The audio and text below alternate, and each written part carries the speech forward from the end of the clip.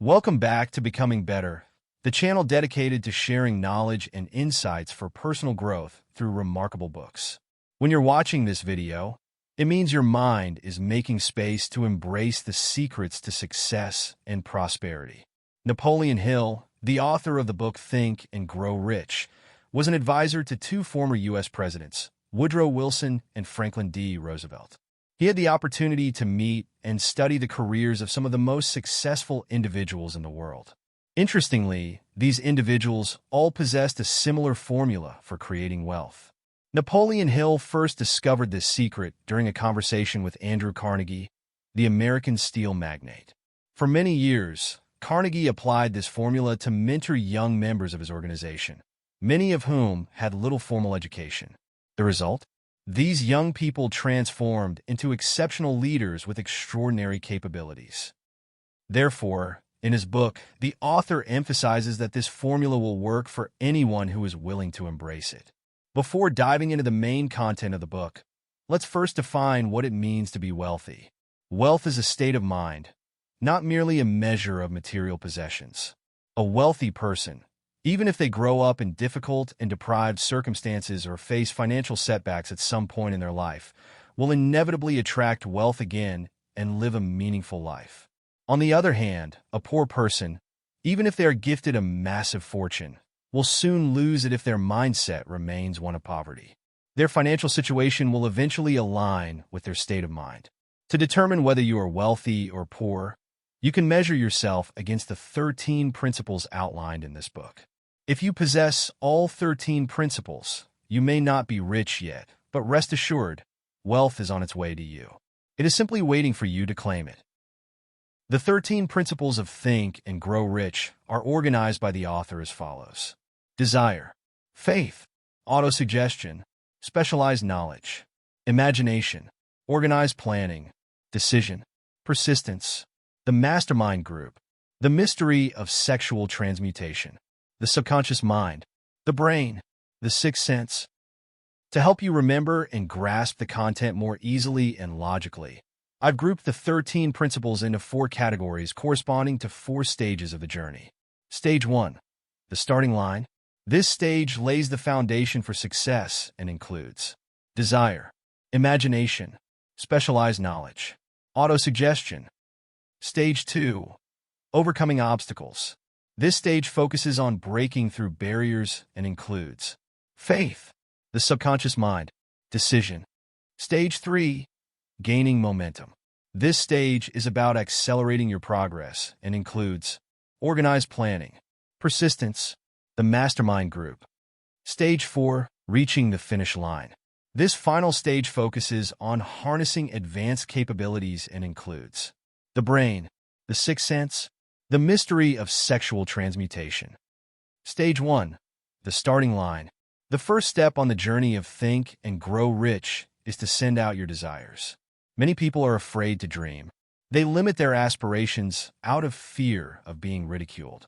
Instead of doubting yourself, ask this: if you don't even dare to want, how can success ever dare to come your way? Dreams are the seeds of reality.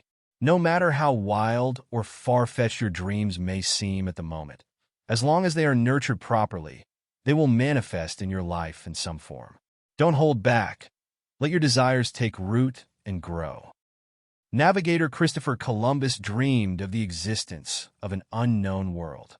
He bet his entire life on a daring voyage across the Atlantic Ocean, which ultimately led to the discovery and exploration of the Americas. Henry Ford, born into poverty and with little formal education, dreamed of a horseless mode of transportation. He turned that dream into reality, becoming the automobile king with the iconic Ford brand. Thomas Edison dreamed of a light bulb powered by electricity.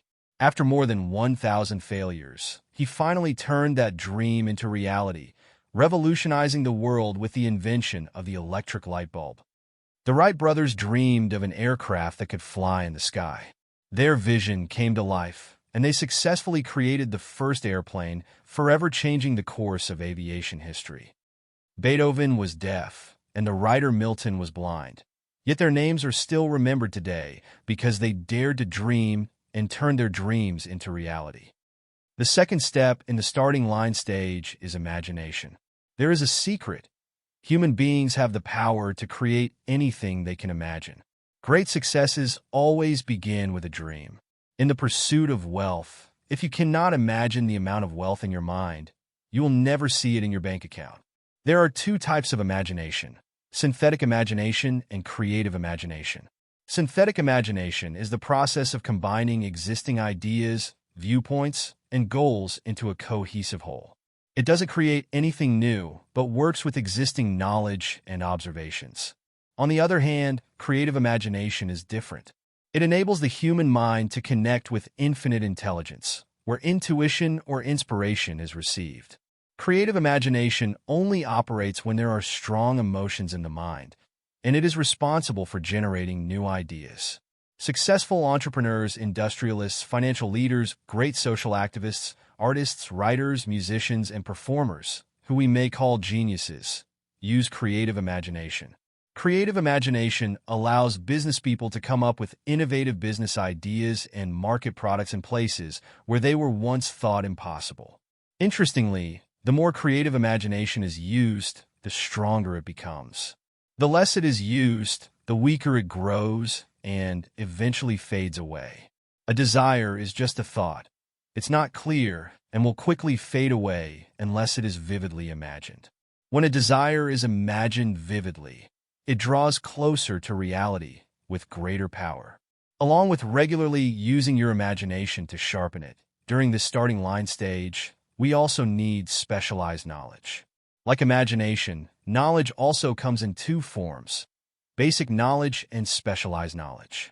Basic knowledge refers to the general understanding of the world and human civilization that we learn in school. Specialized knowledge is deeper knowledge in a specific field.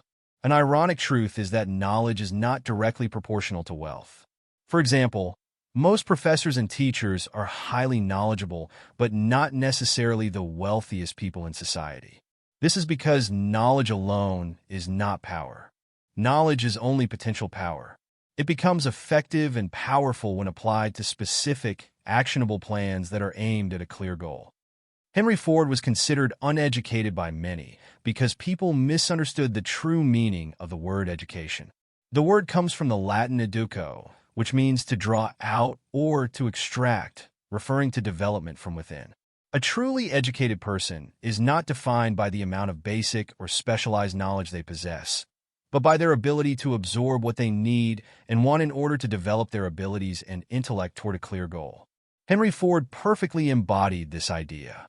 He understood how to utilize a mastermind group of brilliant minds and organize their knowledge to create the strength necessary for success. Andrew Carnegie, a key figure in the American steel industry, didn't know much about the technical side of steel manufacturing, nor was he particularly interested in it. However, he had a mastermind group of experts who provided the specialized knowledge he needed. The author of this book does not intend to belittle education. Without education, a person must start their career from a very low position. Without reaching a higher level, they will struggle to spot opportunities. Moreover, a limited perspective from the bottom can hinder ambition, leaving many people resigned to their circumstances, stuck at the bottom. The author's point is that if you want great wealth or to achieve your life goals, you need a well-organized and intelligently directed system of specialized knowledge. It's not about having all the knowledge, but about determining what specific knowledge you need and how to use it. Once you identify this, you can seek out the sources of that knowledge to buy or hire it. If anyone stops learning simply because their formal education has ended, they will forever remain mediocre, no matter the reason. The path to success is one of continuous knowledge accumulation. The essence of capability is the combination of specialized knowledge and creative ideas. The stronger the system of knowledge, the higher and more focused your imagination will soar. We will now move on to the final step to conclude the first phase of our journey, which is autosuggestion. Autosuggestion is the process of instructing your own consciousness to believe something and repeating it many times until it becomes a habit. For example, if you wish to become successful, imagine the habits and qualities of a successful person. Then, believe that you too have these qualities and repeat this belief daily. The three principles: imagination, specialized knowledge, and auto-suggestion are essentially the pathways to channel your desires into the second phase, overcoming obstacles. The first obstacle to overcome is belief. We can easily recognize the power of belief when we see how an ordinary person can become a criminal. When someone is first exposed to crime, they may feel disgusted, but over time, they become familiar with it and gradually accept it. The crime has infected their thoughts and taken control. The fortunate thing is that belief doesn't exist inherently within people. It develops gradually based on what is repeated to them. It doesn't matter whether something is true or false. If it's repeated enough, we will eventually believe it to be the truth. Marketers often use this characteristic to implant brand images in customers' minds, strengthening belief and encouraging purchasing actions. Similarly, we can use auto-suggestion to implant images of our desires and repeat them frequently. Gradually, belief in these desires will form. The second obstacle on this journey is the subconscious. The human mind consists of two parts, the conscious mind and the subconscious mind. The conscious mind is where reasoning and thought occur, while the subconscious doesn't engage in reasoning. The two parts work together in this way. You think with your conscious mind, and those thoughts gradually sink into the subconscious. In the first phase of the journey, the clearer and more often you imagine your desires, the more deeply they will carve channels in your subconscious, building strong beliefs. Once the beliefs are strong enough, the subconscious will influence your actions accordingly. One thing to note is that actions are driven by fear, courage, or belief, and all of them are equally powerful. The subconscious mind is like a fertile garden. Whatever you plant in it will grow. The subconscious works constantly, whether we intend it or not. If we don't plant positive beliefs about great things, negative fears or beliefs will take root instead. If we don't properly tend this garden, weeds, negative thoughts will grow and drain all the energy. The third principle in overcoming obstacles is decision-making. Every action is influenced by the subconscious mind. If you've done well in the earlier steps, your subconscious will receive the message, and making decisions will become inevitable.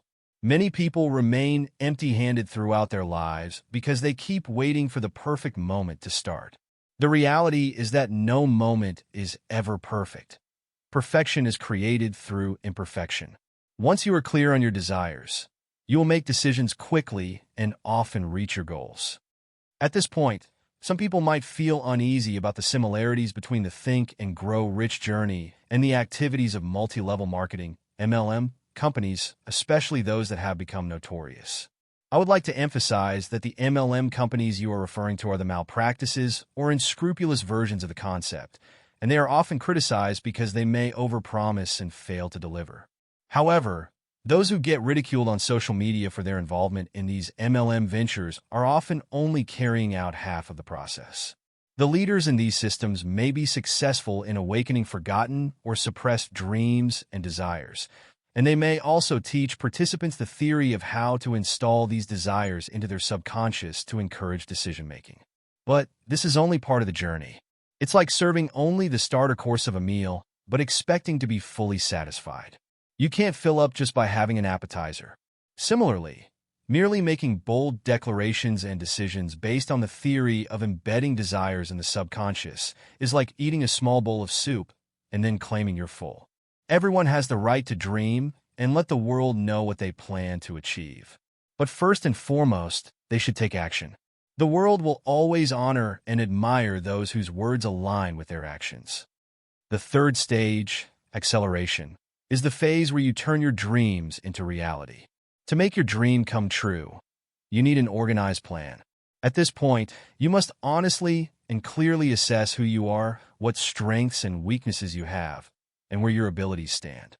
Then, outline the steps needed to go from where you are to where you want to be. Your plan should be specific, with clear timelines and well-defined actions. Executing the plan isn't something that happens overnight. It's a long and bumpy journey. Along the way, you will encounter traps such as temporary setbacks, which can cause fear, doubt, and lead many to give up. This is why the principle of perseverance is crucial in this phase. People who lack perseverance are often unwilling to research and learn how to improve their plans, especially when lack of perseverance is coupled with a lack of passion. They often try to find the shortest route to get rich quickly, which leads them into unethical business deals or makes them easy prey for scams and exploitative schemes. In reality, every failure carries within it a seed of success. Imagine this. The path you take from desire to goal is a winding, zigzagging road. The setbacks you encounter along the way are like sharp turns. They appear before you, blocking your path, but they are actually guiding you back on track. Each failure is a stepping stone towards innovation. When your plan fails, it simply means there's something incorrect in it. Replace it with a new plan. When your plan fails, it's just a temporary setback, not a permanent defeat. Thomas Edison failed 1,000 times before successfully inventing the electric light bulb. Similarly, a gold miner stopped digging just before hitting the gold vein because he thought he was wrong when he encountered a break in the vein. He believed there was no gold there. Later, a new owner of his equipment hired experts who discovered that the vein had a broken section, which is known as a fault in the industry. Had the miner continued to dig just a few more inches, the gold vein would have appeared, leading him to the gold mine, just under 1 meter away. The third phase of acceleration is the realization of your dreams. To make your dream a reality, you need a well-organized plan. At this stage, you must honestly and directly identify who you are, what you have, your strengths and weaknesses, and where your abilities stand.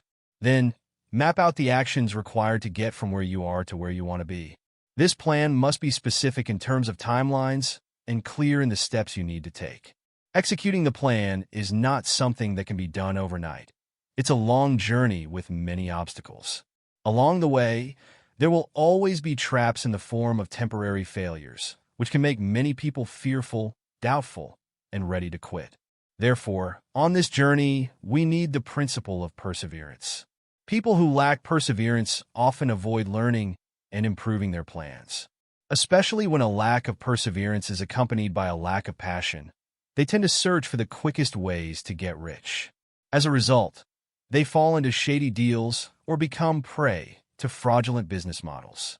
In fact, every failure carries within it the seed of success. Imagine this.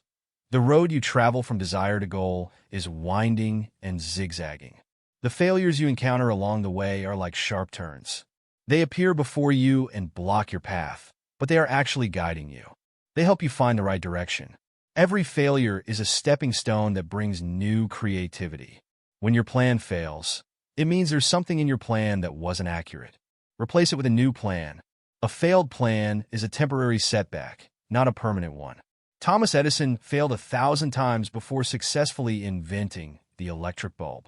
A gold prospector stopped digging just a meter away from the gold vein because he couldn't see it after hitting a fault line. He believed there was no gold in the area. Later, someone bought his mining equipment and hired an expert. They discovered that the gold vein was just below the fault line. If they had continued digging a few more centimeters, the gold would have been found just a meter away. Now, we move to the third step of the acceleration journey, known as the power of a team of outstanding intellects. There are 3 main sources of knowledge. First, infinite intellect through imagination and creativity. Second, accumulated experience, which can be found in libraries and schools. And third, knowledge from experimentation and research. No individual can possess all of this knowledge on their own, which is why we need others to collaborate, organize, and transform it into a clear plan of action, creating strength. Henry Ford overcame poverty, illiteracy, and lack of knowledge by aligning himself with great minds. Their intellectual impulses entered his mind, increasing his strength, knowledge, experience, intelligence, and the spirit of the entire team. Andrew Carnegie's group of intellectuals included 50 individuals, all bound together with one specific goal: to produce and sell steel.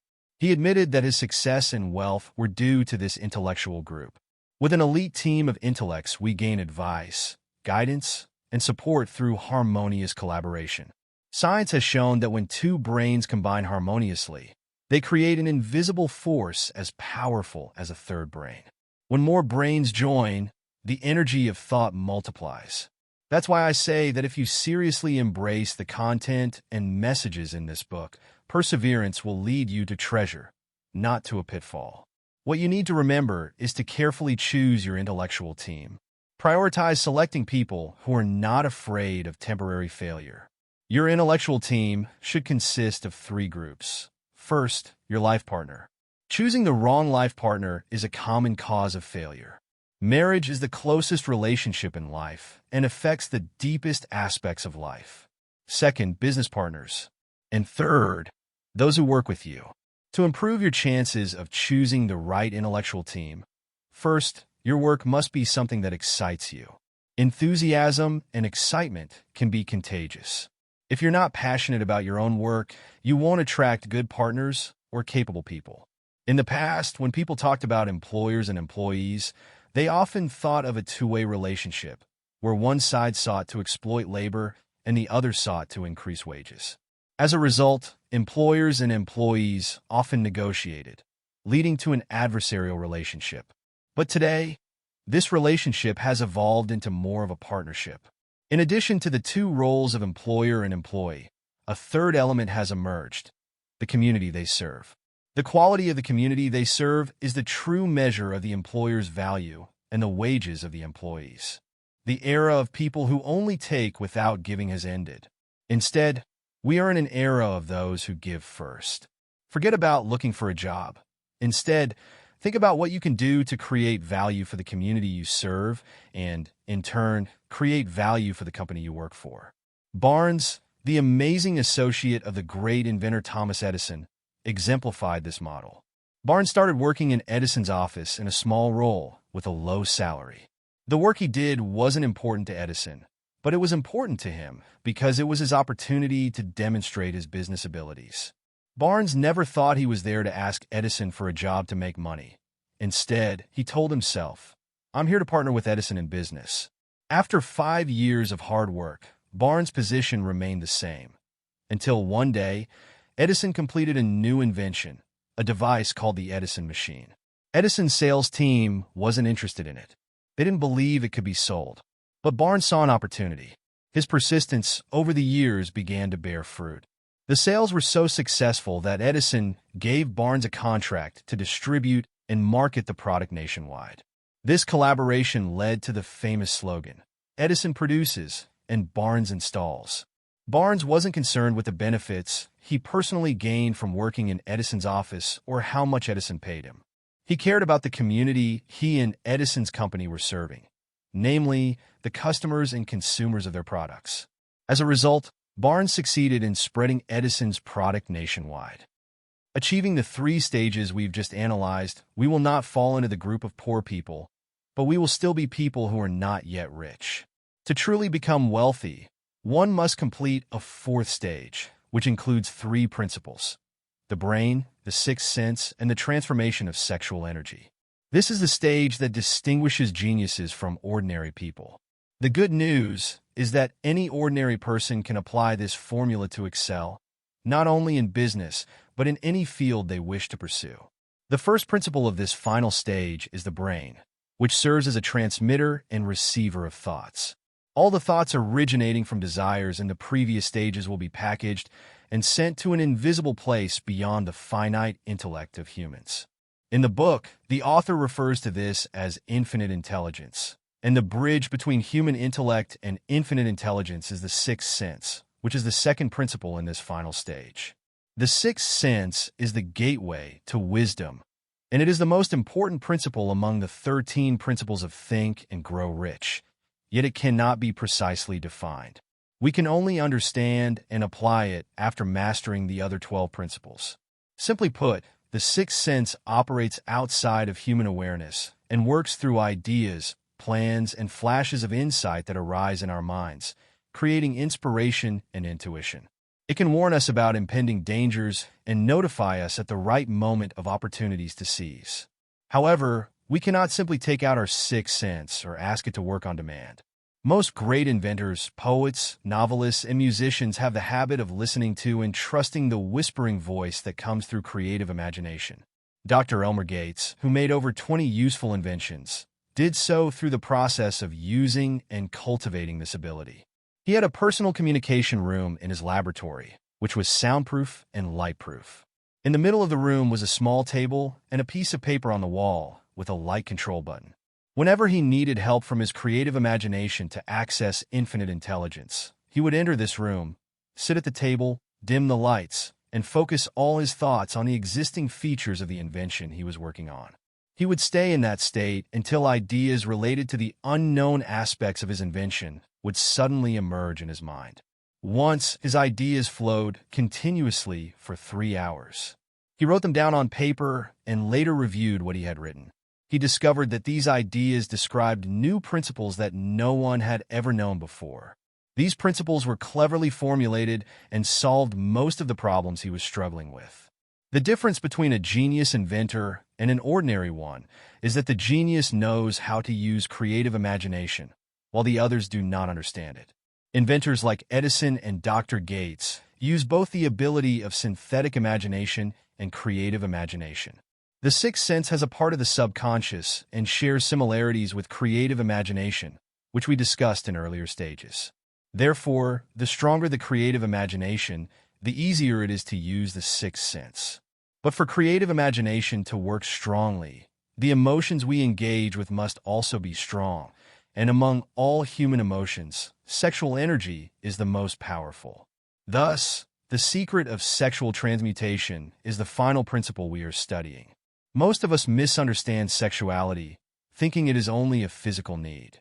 However, behind sexual emotions lie 3 positive potentials. First, the preservation of the human race. Second, maintaining physical and mental health.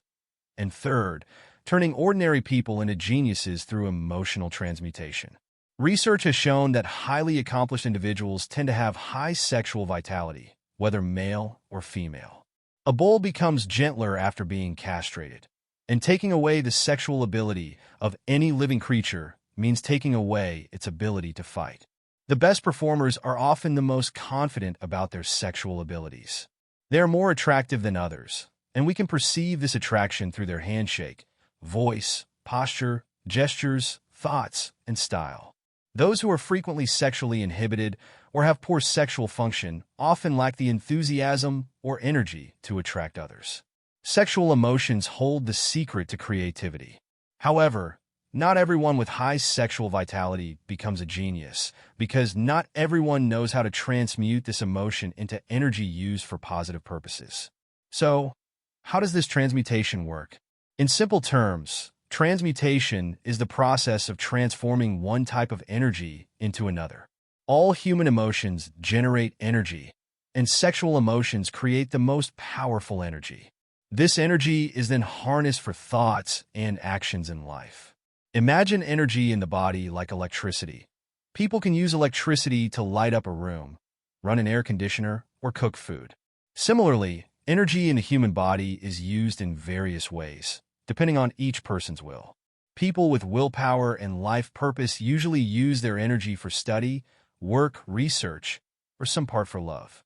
On the other hand, those who lack willpower and do not manage their leisure time often get caught up in unhealthy activities, wasting their energy in negative ways.